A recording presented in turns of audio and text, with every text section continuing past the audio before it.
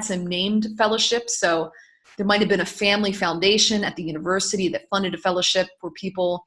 You know, they usually give fellowships to the top 10 or 20% of applicants for at the master's and doctoral level as a way to sort of get them to choose that school. But fellowships also come in the form of these things called assistantships. So I don't know if any of you have assistantships or were offered one, but assistantships are a form of funding. But the beauty of it is they cover both your tuition and your stipend. So it's kind of like a double whammy of payment. So some people are like, oh, the stipends are really low. It's $15,000 a year to $45,000 a year. But if it's also covering your tuition, that can be a pretty significant amount of money that you're getting for a part-time job. So these are like part-time jobs for the university. You might be doing research or teaching, but usually it's complementary to your studies. So rather than like working at Starbucks and trying to pay off your loans or whatever money you've taken out, the assistantship actually looks good on your resume, gives you that extra experience, and is funded by the university, covers your tuition. So it's a lot more than any other kind of probably part-time job that you can get while working, while being a student. Also, the university for master's and doctoral students, in many cases that they'll have travel and conference grants. If anyone mentions that, oh, your department has travel grants, take advantage of it. Don't let that money go, because I always hear about departments complaining that, well, we got all this funding and students aren't, applying for it to go to conferences and things. This kind of stuff is the thing that makes or breaks what you do post, your graduate degree in terms of jobs and what's on your resume that sets you up for the right positions that you want after your graduate degree. So make sure to take, apply for any of those grants that are sort of added extras, even if they're small pots of money. So let me talk a little more about the internal university funding. So like I said, some of you may have been offered assistantships either at the master's or doctoral level. Maybe you weren't. Maybe you're funding out of pocket. The thing is, this internal money that the university has, this is money that comes from trusts, external grants, government funding. This is funding that the university is collecting and applying for and getting from their alumni. Keep in mind that in the same university, the engineering department could have millions of dollars and the English department could have none. So it's also really difficult to know which departments have that funding, which ones are well funded, which ones aren't. So one clue is that they'll say on their website, we fully fund all of our students, while another, like the English department, might say, they don't make that promise. But keep in mind, there's often other sources of funding that are not publicized.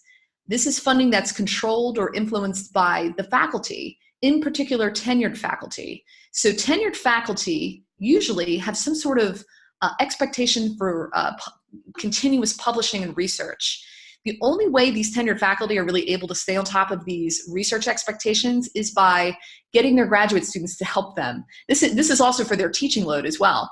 So, that's why they fund graduate students through these assistantships to help them with their research and their teaching so that they can keep up their sort of publishing record and their teaching record. But, they can't really do it all themselves. But it's also, a win for the student who gets this funding and gets that added sort of employee benefit of the tuition coverage. So if you weren't offered an assistantship, it's all is not lost. You can continue to look for assistantships. And I want to mention, I think I have it later in my slides here. I recently did a online interview with Jonathan Davis. He was like a master's student in public policy.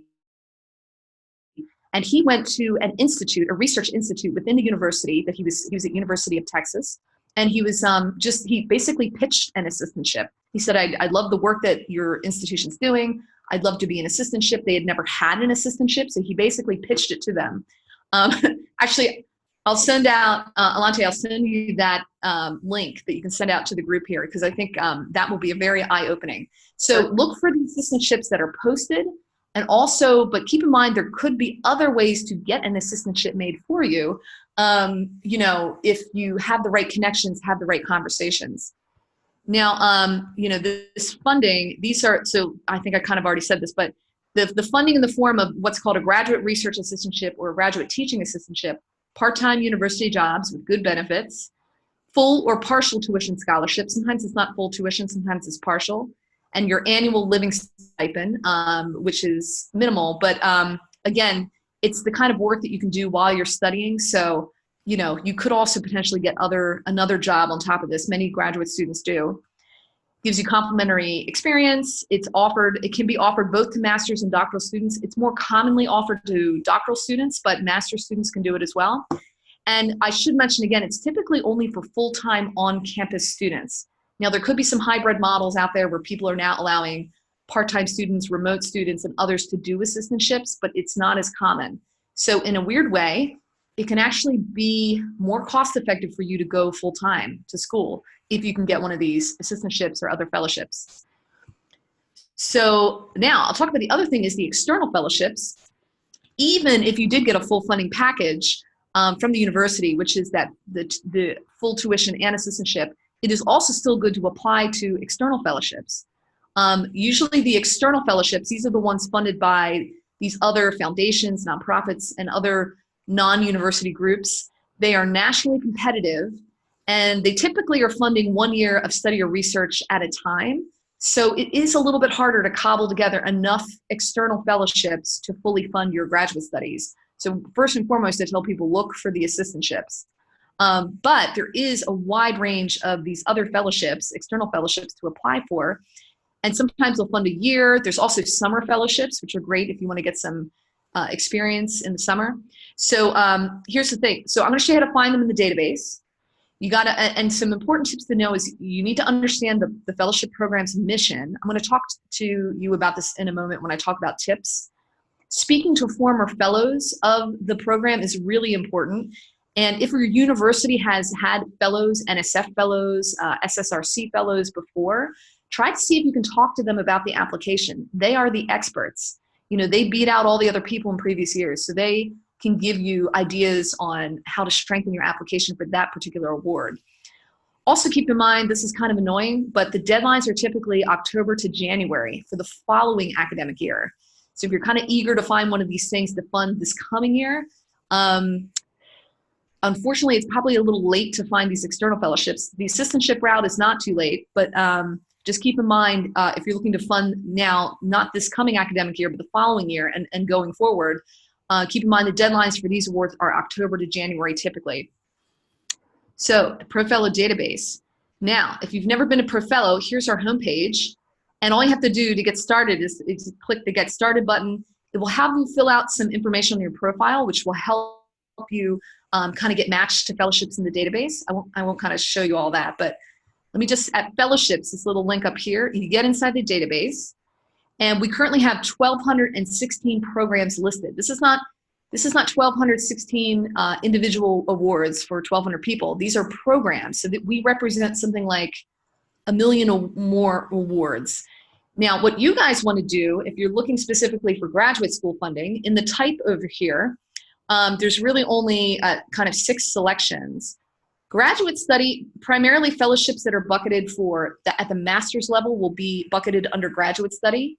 And then for those of you doing doctoral programs, those will be bucketed under doctoral study.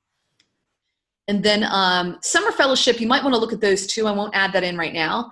But summer fellowships are typically geared toward students, both at the undergraduate and graduate level.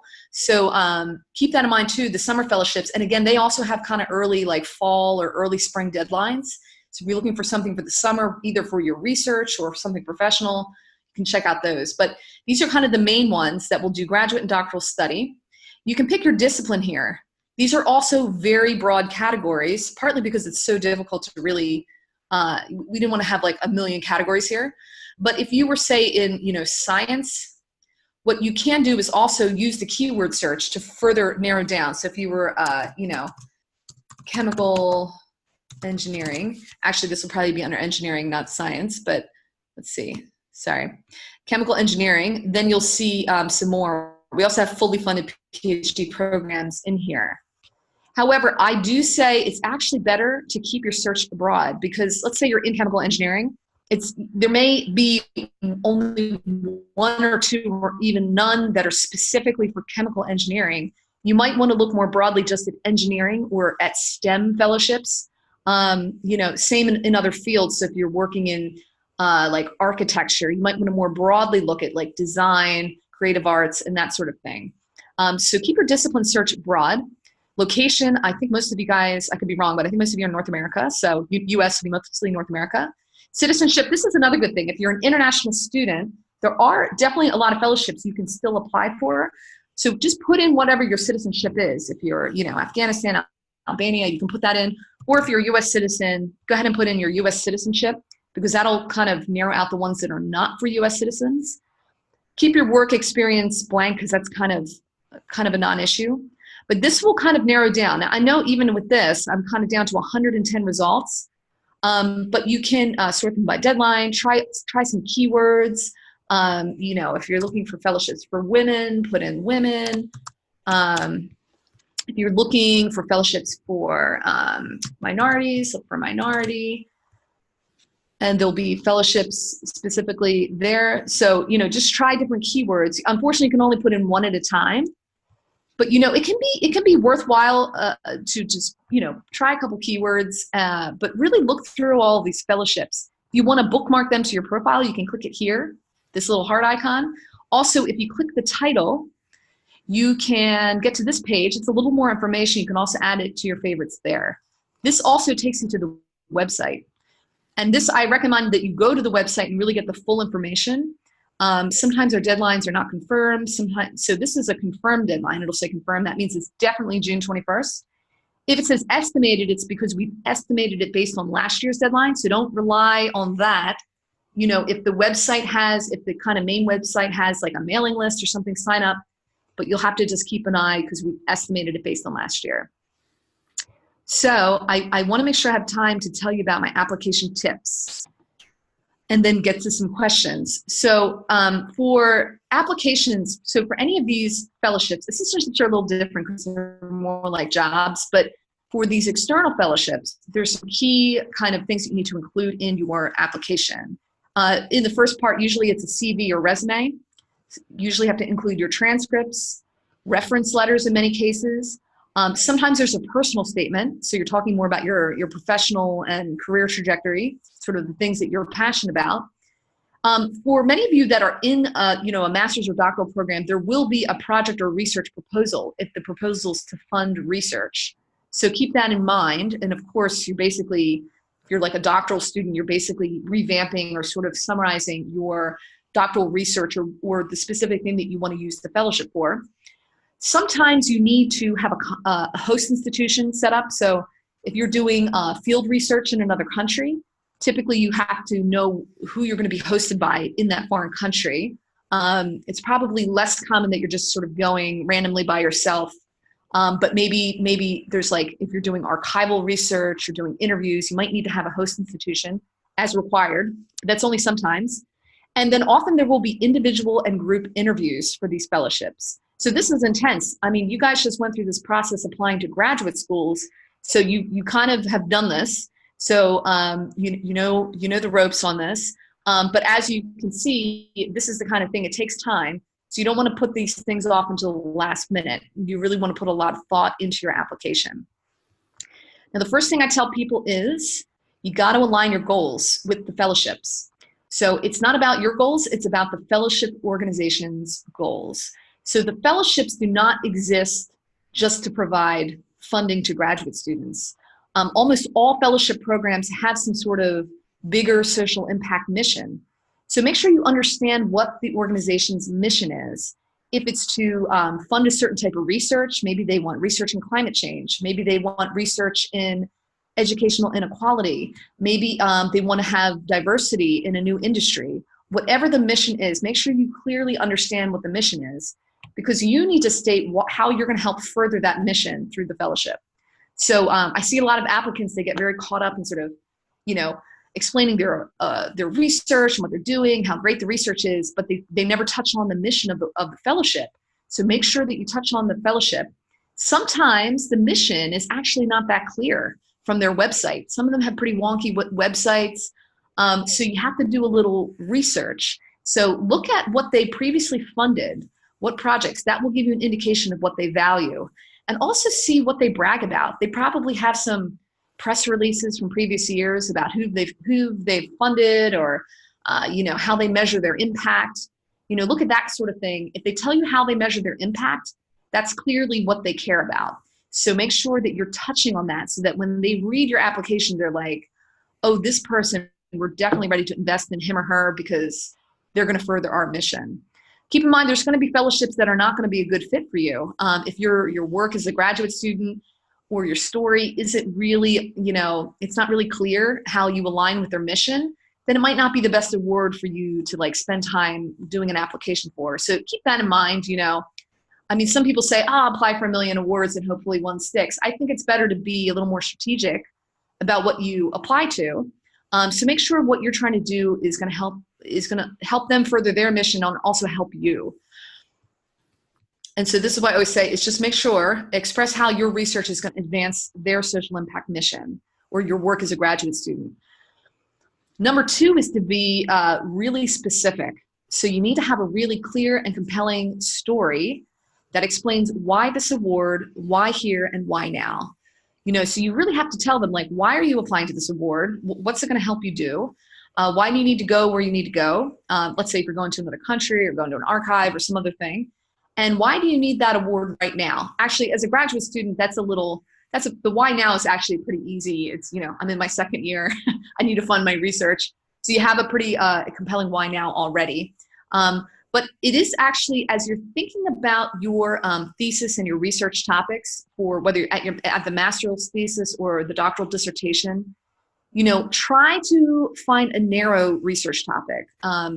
Sometimes people want to change the world with a PhD, but really you want to just get the PhD done so that you can go on and change the world through your long-term academic research.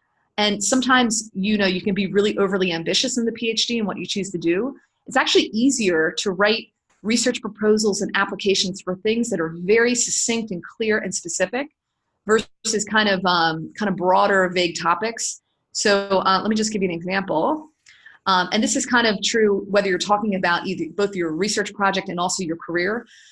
So for your, when they ask you to talk about your project, when I did my research proposal for the fellowship in New Zealand, I kind of broadly was interested in children in disasters. And the first thing I thought about was, okay, I'll study how schools in New Zealand prepare for disasters. Problem is, that's way too broad. You could break that down into 1 million different smaller projects. If someone looked at that for a 7-month research fellowship, they would have said, well, you can't even answer that research question in 7 months as a foreign, fellow coming from the US. So I then, by speaking, talking to the ministry, trying to figure out what's important in New Zealand, and where I could be a value add, I found out that I could evaluate just this one disaster curriculum program that was in schools. And that was it. I just narrowed it down. I'm just going to look at this one program and I'm going to evaluate that, and I'm going to take those findings and bring them back to the US. And that was it. So think about that. Is your topic too broad when you're going after your proposal? The same also is true when you're talking about the career goal. And in a lot of these applications, they'll ask you to talk about your career goal. So, sometimes they'll just say, vaguely, oh, I want to work in international development. It's really better to be much more specific. So think about a place that you'd like to work and in a specific topic that you'd like to work. Keep in mind what you say in your application is not set in stone. 2 to 5 years from now, you could be doing something totally different, and that's totally fine. But for the purpose of the application story, it's really more compelling when they see, oh, this person is exactly what they want to do, where they want to go, and how they want to do it. And they can see how this graduate degree is going to help them get to that goal. So if you just have a very broad, vague career goal, it's not as compelling because you just kind of sound like you're just kind of exploring. So for example, rather than say, I just want to work in international development, say something like, I want to work for an international NGO like Kiva that provides microfinancing to women entrepreneurs in emerging markets. Super, super specific. Now, you might have like 20 interests. So just pick one that makes the most sense for your application. And then finally, storytell. So this is actually just like a classic thing that people talk about how do you make a pitch? How do you, how do you get people, how do you influence people, get them to buy into what you're doing? You want to make the fellowship the hero in your stories. So when you're writing your story in your application, keep in mind that you're not the hero in the story. But it's actually the fellowship funding is the hero. So the beginning of the story is sort of everything you've done up until now. I mean, what are you passionate about? What has influenced your worldview? The kind of end of the story, which is sort of in the future, is what you want to do in a couple years when you finish your graduate degree. What's your career goal? What do you want to do next? What's your social impact? The fellowship is then the hero, because the fellowship is the thing that gets you from where you are now to where you want to be in the future. So make sure you couch it in that way, like almost to say, like, if you didn't get the fellowship, you can't achieve the goal. So that the fellowship's got to be the hero. So keep that in mind. And if you can always create your story arc in that way, yeah, it's very easy to tell your story and to make it clear. This is where I've been, this is where I'm going, and this is how this funding opportunity is going to get me there. And then the selection committee will just be like nodding their heads like, yes, I can see that. So I'll take some questions. I want to just say, get started and apply now. Look first and foremost at those assistantship opportunities at your universities, because that's going to be the biggest bang for your effort. But then also search the database, the ProFellow database, for awards. Research those fellowship opportunities closely. This summer is a great time to do it. Like I said, the deadlines are October to January. Speak with the alumni, put those deadlines on your calendar, and kind of incrementally work toward it, and just get started. I mean, it doesn't have to be perfect. Just start writing out the outline of your story. So sign up at ProFellow. Definitely get on our mailing list, because we'll be sending you, fellowships. New fellowships come out all the time, so you want to be the first one to hear. I also want to mention that when you sign up, you'll see that we have a Mighty Networks called the ProFellow Academy. It's completely free, and I come in there and I answer people's questions about fellowships and graduate schools, funding. I do little short courses. I do office hours. So sign up for that too. And finally, I'll just say ProFellow readers win fellowships. These are all real people that have won fellowships that they found on ProFellow and through our application tips. And this is just like a small smattering. So, okay, question time. Awesome. Thank you, Dr. Well, thank you, Vicki. Call me Vicki. Call me. Thank you, Vicki. That was so great. And there are already some questions in here. Okay. So I know that you have a tight time crunch. So what I'm going to do is go through the questions first, and then we'll do our giveaway. Okay. Great. So that way you can, if you need to jump off, you can. So the first question I saw was, oh gosh, I scrolled too fast. Well, I can handle that, Mahalia, about the difference between the MED and the PhD. We can handle that. Is it worth it to apply for additional funding if it will be clawed back from your guaranteed funding? Meaning if you have another form of funding, you will no longer receive the funding that was already offered.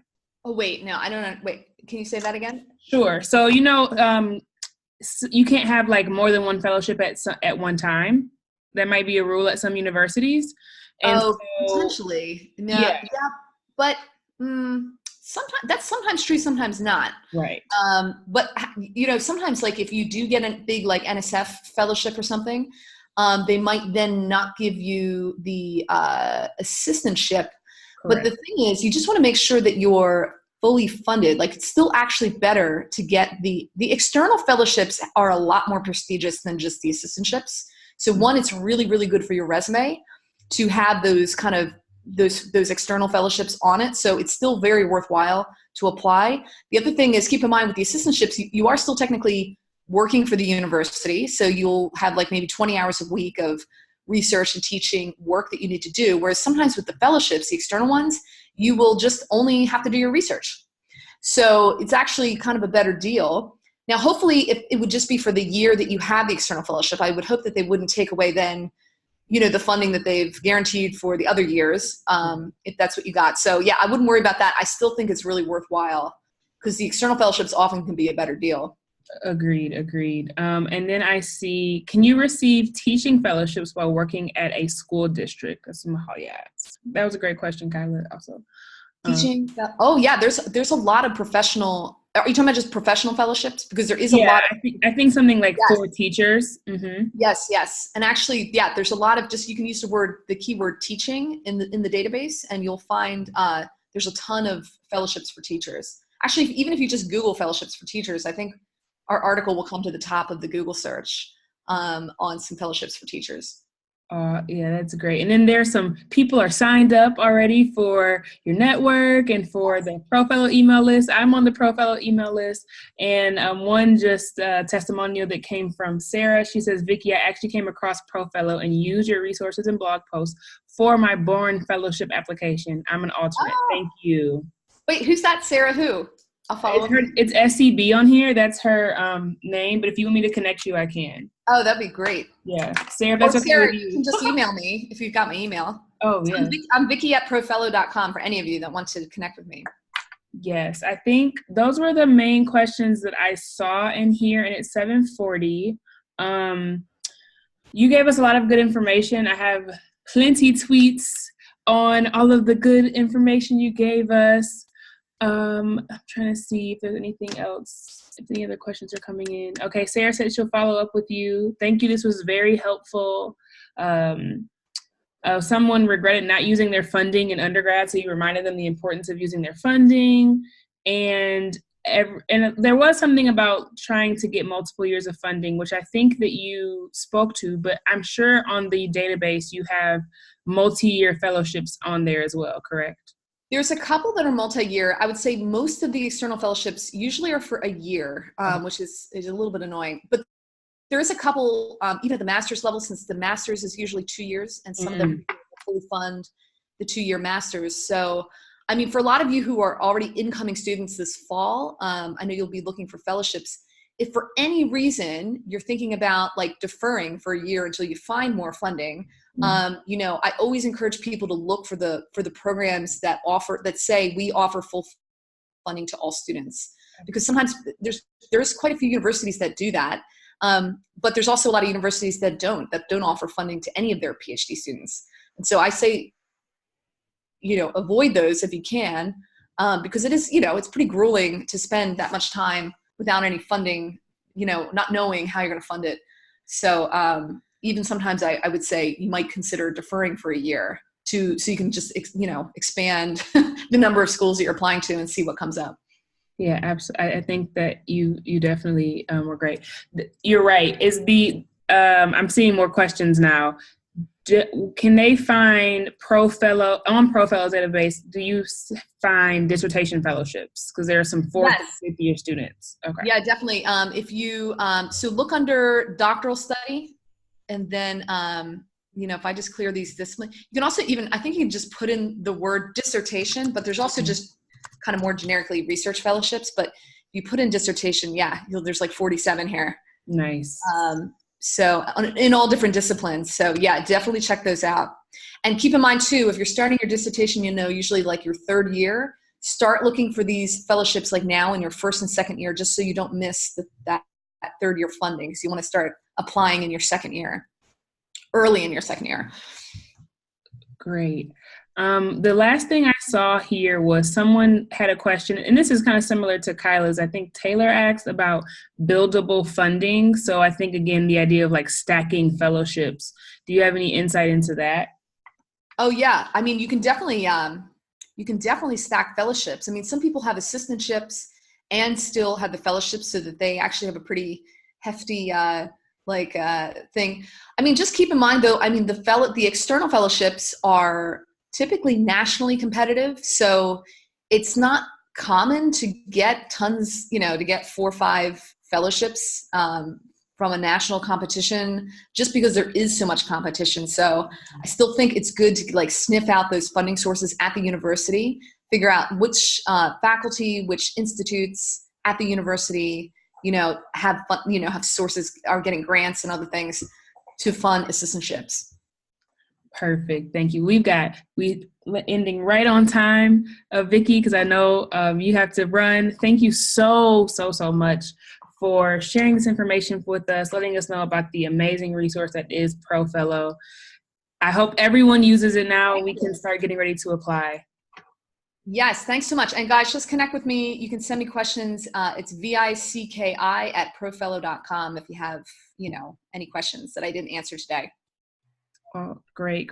Thank you so much. And now I'm going to just switch on over. We're going to do the giveaway. Okay.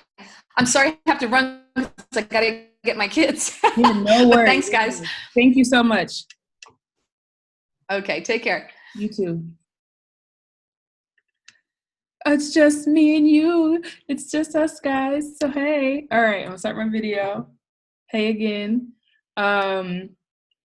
So per the usual, it is time for I'm trying to get my buttons ready. All right, for the giveaway. I mean, I love Beyonce if you haven't figured out by now, because this is shown every single session. And what am I giving away? Our 90-minute goal setting and planning session. So if you know, okay, I'm about to apply for these fellowships, I'm going to search for them over the summer, and I'm going to start applying for them, getting my papers together, getting my recommendations together, getting all these things organized. And if you don't have to do that alone, just even putting together the structure, we will meet and we will make that one of your goals to apply to one fellowship by, we'll pick a date like Dr. Fatima says, and then we'll follow through and create a week-by-week plan for you to create progress on your planning session. And I'm not one of the people in our session today. She and I actually worked together to create her her plan for applying to fellowships this past spring semester. And this is what I've been giving away the entire summit. And the goal is to help you work through what it is you're trying to achieve and take some of the guesswork out of creating these goals and creating a way of making progress, and also to help you get through the summer and have a really productive summer, but also balance, because we're going to focus on not only academic goals, but also we're going to bring in a personal goal. Okay, and so as you know, this is a part of the pre-dissertation support program. Why have I created this program? To help us, women, people of color in the graduate school space, have a community to do and achieve all of our goals, and really create a space for us to be accountable, to be productive, to be supportive to one another, and really help to curb the isolation that is the graduate school journey, the graduate school experience for everyone. But I feel like it can be amplified for us as women and people of color. My own personal experience when I was in my master's program, I was the only Black woman, the only American, domestic Black woman in my program. The same is true for the civil engineering program I'm in now. In engineering and public policy, I'm the only Black woman. And I'll be the only domestic student come next year. In civil, I'm the only Black woman, period. And so I understand and feel that isolation, and I don't feel like we have to experience that. Just like the virtual summit, everything we do is virtual. We also have live training sessions like the summit. We have exclusive content you can go onto the Scholar Circle library to access if you decide to join.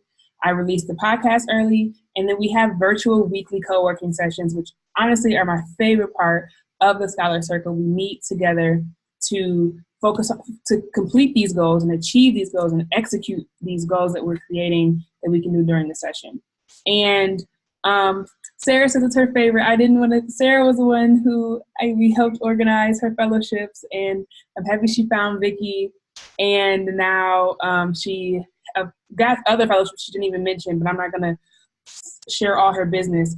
But the goal was to help her organize. And so we see that this process that I've created and worked on can actually really help you achieve your goals. And so we have these great sessions, and with that, we're going to do our winner announcement. And since we started from the bottom last time, we're going to start from the top.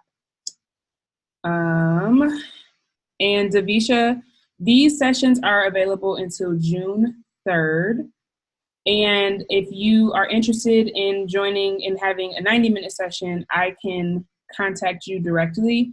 But you should have received an email from me today, actually, that invites you to join the free 30-minute sessions in case you don't win. But if you want to wait till you win, I totally get it. I would do the same thing. All right. So we're starting from the top. We've got 19 people here. Let's see. What's the number? The number is 2. All right. 1, 2. Angelica. All right, Angelica, you won. Angelica, you already won. You can't win. You already won, Angelica. So Brianna, Barrett, you won. I'm like, I looked at my list. That's why I keep my list here, y'all. Just in case. So Brianna, you won. I will send you all an email when the summit is over with all the information to sign up for your session. I'm so excited. And like I said, if you haven't won yet, there's still one more session and you could win.